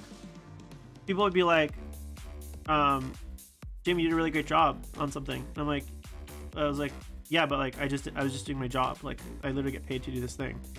So like, imagine like you just do the thing that you're paid for, and people say you did it good, and then you're like, well, isn't that the whole reason? Like I get paid for that. Like that's literally like what my job is. So isn't that like the bare minimum that I like perform that task to like a competent level? Do you know what I'm saying? Like that sounds really like old, but like that's how my brain works. I'm like, why? And like this is what makes me like a bad manager sometimes, because I think about that with other people where I'm like, someone did their job and they did it to like a competent level, all right? And then it's like, they're like, well, why don't you tell me great job? I'm like, well, you just did your job to the level that is like required as part of your job. Like if you did a shitty job, you wouldn't be doing, you wouldn't have a job. So like, why am I telling you, why am I congratulating you for like a job done, right? Like, unless you've done an extraordinary job, which generally no one ever does, I'm very rare to be like, oh yeah, like here's like all these accolades. And so I've always been bad at like recognizing people and making them feel good, because I'm very much like, yeah, we pay you. That's why you're here, to do that one job. And if you can't do that like at all, or don't do it, then like you're not really, you shouldn't even have the job. But then people get mad at me. They're like, Jim, you never say nice things about like people's work. I'm like, yeah, I know, but like they're just doing the job that they're paid for and we're hired for. Why should I have to like, I know that like, I get the like, yeah, healthy, I get it, man. I get the reasons why, and I get that people, like lots of people out there get like, feel good when people tell them they did good. Like, I understand the psychology. It's not a matter of, do I get it? I just personally don't understand it, because I'm like, you hired me to do a job. I'm doing the job. Why do I need on top of that extra like recognition, you know? It feels kind of like, I don't know. It almost feels like, and this is like me being like cynical, I hate it when people like say, hey, great job, but it's like they're only saying it to you because they know that like they're supposed to say things like that to people when they do good jobs to make them feel better, right? Like my managers used to say that. They're like, Jim, they'd be like, Jim, just tell people, just find a reason every day to recognize someone, right? And I'm like, yeah, but if I'm not like genuine about it, if I'm just doing it because like of a psychological need to fulfill people's need for like recognition, and I'm just doing it to make people feel good so that like they don't quit their jobs, and I'm not like super like, it's not coming from a place of like, I actually think that they did a great job and I want them to know that. It's coming from a place of like, I need to do X because it results in like, you know, more better employees or whatever. That feels super disingenuous to me. And I would hate it if someone did that to me personally. Like, I would hate it if someone was like, Jim, great job. And the only reason they're telling me that is because in their like manager's training, they've been trained that like once per day, they're supposed to tell people that they've done a great job to make them feel good. Like, that for me feels like completely fake and bullshit. That's just my mindset though, right?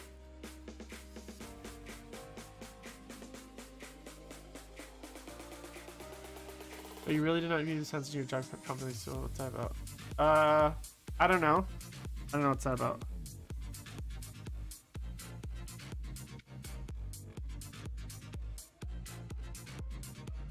Yeah, look, I get the psychological parts. Like, I'm not debating like, do people feel good when they're recognized?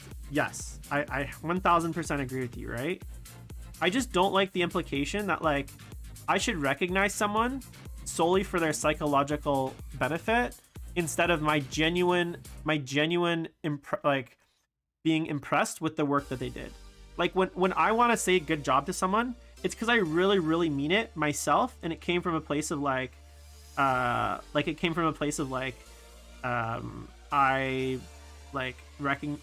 really think that they did a great job and I want them to know.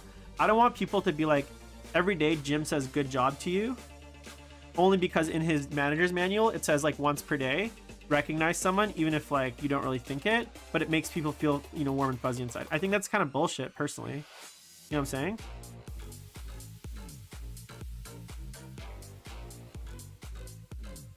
And so as a result of all this, I've always been really bad at like recognizing people, and that's always the feedback I used to get as a manager and like in my company and stuff, was like people would be like, Jim doesn't recognize us enough for the work that we do. And I'm just like, yeah, but like you guys, everyone just does like kind of like, no one's going and like solving world peace here. Like you're doing pretty like, you know, you're doing the job and you're doing it to like a good level, but like it's nothing extraordinary. You know what I'm saying? I don't know. Maybe I'm just like it's just years of like childhood trauma that I'm like can't accept or give compliments, because I get really cringe when I get compliments, and so I always like, I feel cringe even giving compliments. You know what I'm saying?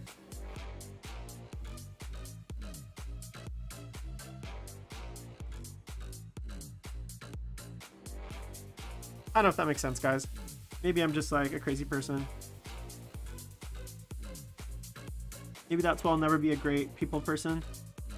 Because I'm very like cynical in that sense, where I'm like, yeah, but you're just doing like the fucking basics, man. Like, okay, so I used to work in hospitality before I left my job. If someone made a dish and the dish tasted like the way it's supposed to be made, I used to write recipes and develop recipes for a living, right? I would make a recipe and I'd be like, okay, teach the chef how to make this recipe, right? If he makes the recipe exactly right and it tastes the way it's supposed to, I'm like, okay, you've completed the task as it's supposed to be completed. So it's like, I shouldn't be like, oh, you made the thing exactly like you were supposed to. You pressed the button the way you're supposed to. So great job. It's like, no, that's like fucking that's kind of the bare minimum, man. I don't know.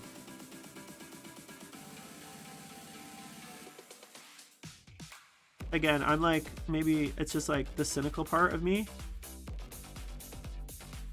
but that's kind of my thought, I guess. All right, so there's our armor-ish.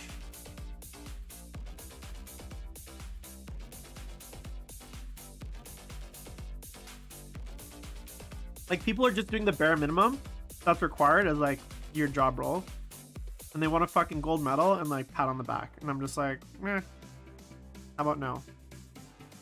Okay, so here we are, guys. I'm at this point, and what I've realized as I've gotten to this point, it's a bit too yellow. So what I want to do is I'm going to bring back some of the highlights, and I'm gonna go in with a bit of this wash. I'm gonna kind of just blend it down into to pull some of the yellow back a bit. It's a bit yellow for my liking. So I'm just going in with this kind of like shady, kind of greeny, whatever. And I'm just gonna kind of casually paint this into places. Just to help kind of tone out the yellow a bit and kind of, it's a little too yellow, I guess, in certain spots. It's too, like, I want the yellow just to be the brightest, but I want the green tone to be like the main color that comes across. So just kind of going in, glazing, kind of just glazing this in. These areas, boom.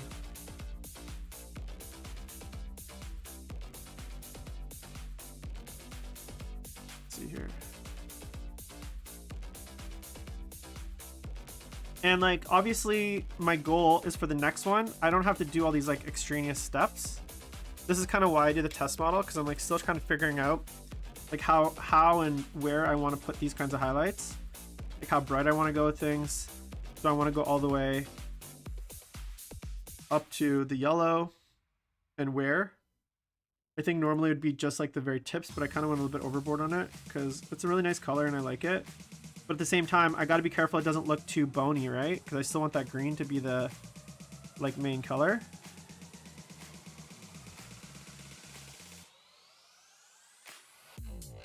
Just like that. Okay.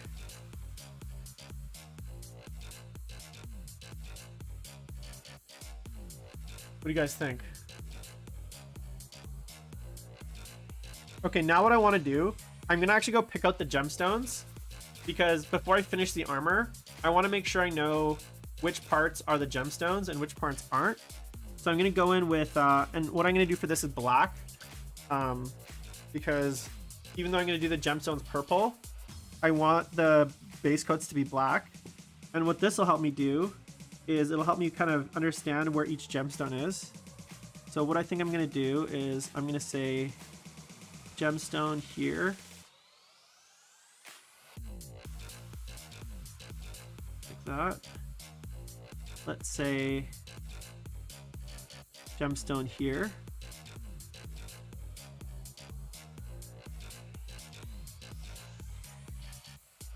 Okay. Let's say gemstone on the chest, obviously.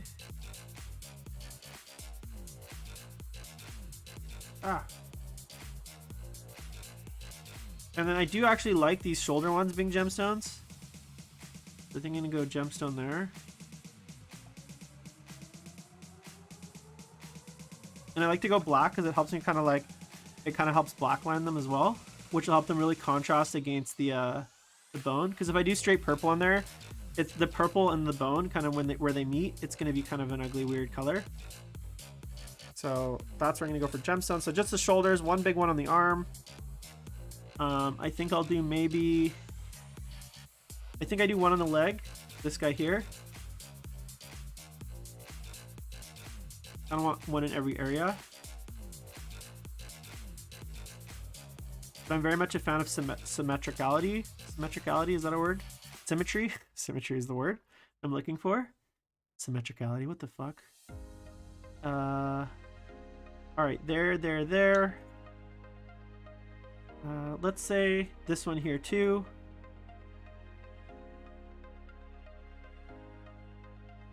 And this one here too. So I think that's good for gemstones, right? It's just going to give it a nice pop, but not too much. Oh, thanks, Andrew. Yeah, today's house music, James. Sometimes I usually play lo-fi, but I just felt I'm going out for dinner later, so I thought a little hype music would be appropriate. And then what else do I want? And then here's also where I'm going to do a little bit more color blocking. Just before I get into the next step. So this mask is going to be blue-ish.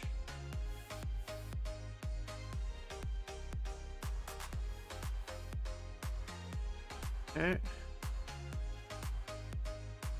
And then I think on the plume I'm going to do purple to match the gems, because I did the if you look at this guy, I did the gems for purple. Use black or dark blue for gems base. Well, it depends the color of the gem, right? So I always start with black, and that's so I get a nice black line at the around the edges. For these, I don't actually even use their purple. So I start with transparent purple from Proacryl, and I add white to it, and that's kind of the gem color. Do you want to farty? I don't know want to farty. I want to party.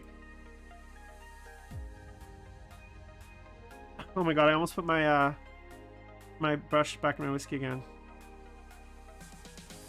Yeah, I'm gonna paint all these things in like the color that they're gonna be, or dark colors anyways.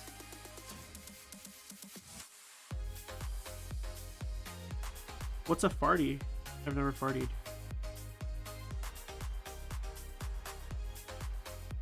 Okay, just like that.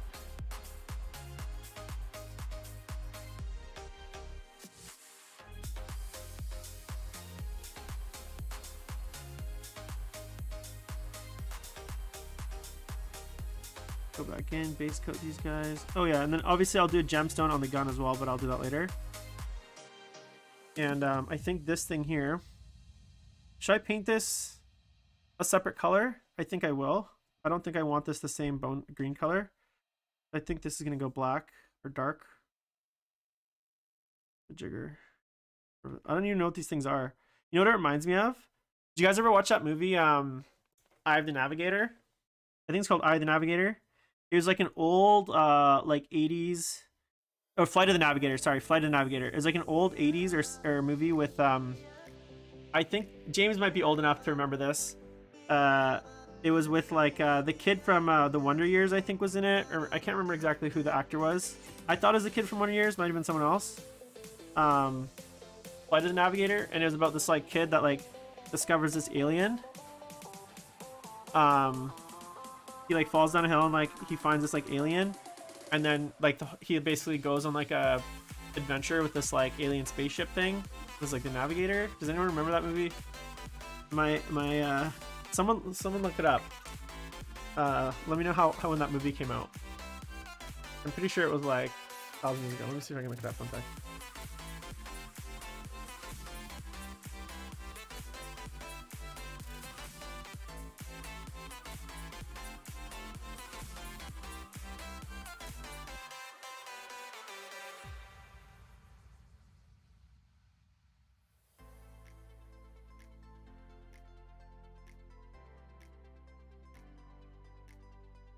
Yeah, the Nerf ball ship, exactly.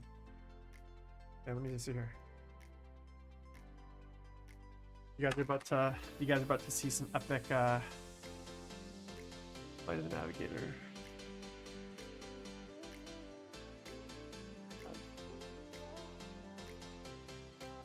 Oh. 1986. Who was the kid in it? Oh, I thought it was the. Oh my god! Look at this. This isn't good. Flight of the Navigator star, charged after robbing bank in Wig. I thought it was Fred Savage for a minute. Oh, this Joey Kramer did not look good. Didn't end up. The Navigator took him to dark places, guys. That's kind of dark. Damn. Okay, so is there a trailer for this? Do they have trailers? Okay, here we go. We're gonna watch trailer, guys. Let me just mute the music really quick.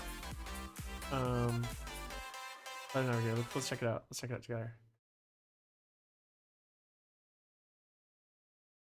Okay, let's see here. Okay, this is what I was saying. This Flight of the Navigator reminds me of the, like, on the Eldar models, this like little tiny like weird shoulder eyeball. I don't know if you guys can see it.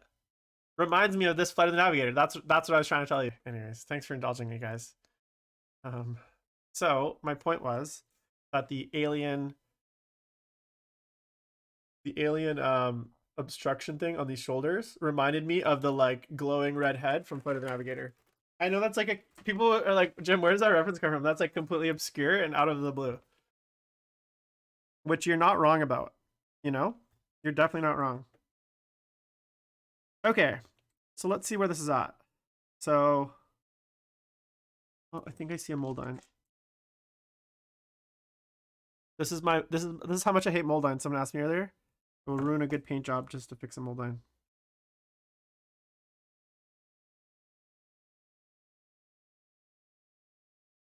All right, let's get the regular music back on. It's weird when it's all quiet. Oh, it's loud. Always let me know if the music's loud, by the way, guys. I keep it at a different volume than you guys hear because I have it in my headphones. But the output to you guys is slightly different volume. Otherwise, I'd be like pounding techno in my ear all night. So let me know if it's ever too loud. It's weird. I've watched a few streams where there's like no music and it's like so eerie. I like to have a little bit of music in the background. Okay, so, oh shit, what happened here? Okay, so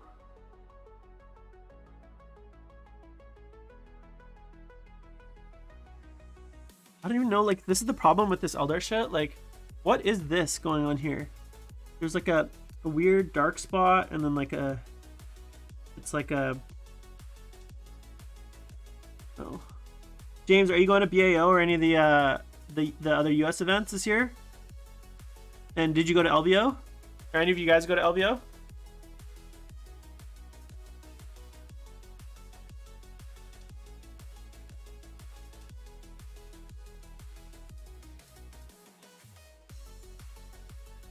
You're not going to any of the events, or you didn't go to LVO? Wasn't it you that moved across in an RV or something? Or you're like driving across America or something in an RV? Is that you? Who was that? I know it was someone in the 40K community. Maybe I thought it was you for a second. Not actually you. You guys like, and then you guys just bought a house in like the middle of nowhere? No, that's not you? Okay. I think it was like I don't know. I think it was like someone from California that plays 40K that I know. Let me see. Are you still playing Chaos Space Marines religiously though? Or are you like doing other things? Have you given up?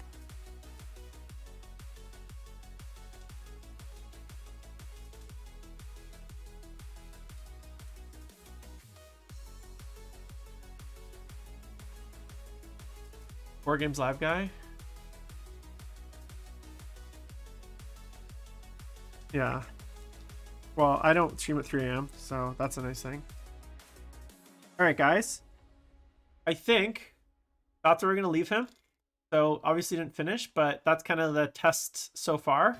So, we'll be back tomorrow, I believe. Let me look at my own stream schedule. The reason I got to bounce is because I got dinner in 30 minutes. What did I say? Am I streaming tomorrow? Also, if you guys are ever interested in the stream schedule, I post it both on YouTube. Oh yeah, Hobby Half Hour tomorrow, 3 p.m. Pacific. So 3 p.m. we'll be streaming. If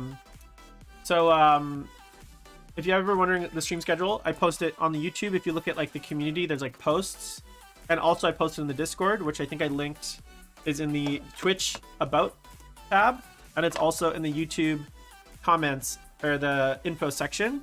So make sure to check that out and join the Discord. And I post all the updates and random streams and stuff like that. So, so that's gonna be it for tonight, guys. I think we got pretty good progress considering this guy's prime today. Feeling pretty good about the direction, but definitely needs a bit of cleanup. It feels a little bit rough still, but I'm liking kind of the overall direction, I guess. It'll be hard to tell until the model's finished, and then I might have to go and make some revisions. And this is why, honestly, I think it's really important to like do test models, because you learn a lot about the process. Like you learn, did I go too dark on a base coat? Did I go too light on a highlight? Do I need to spend more time you know, like on certain areas? Can I skip steps? Is there certain steps where I feel like maybe are extra that I could skip? So you learn a lot from that, and then you can apply that technique to the army. And I always find that for new armies, I always like to do these kinds of test models, just a single model where I kind of figuring out things. And then once I have that like kind of locked in, I can go apply that. The worst thing to do is start like a new army, start painting all these like different schemes, and then get halfway through the unit and it's like, I fucking hate this. It sucks. So thanks everyone for tuning in. James, Broccoli, Clawhammer. Thanks for all you guys' engagement as well. Max, I think there's a Max there. Yeah, I'll be back tomorrow at 3 o'clock Pacific. I'll be half an hour, which basically I did today because I was drinking, so I'll probably be drinking tomorrow. I think I'm becoming an alcoholic. Who knows? But who cares either? So thanks so much for hanging out, guys.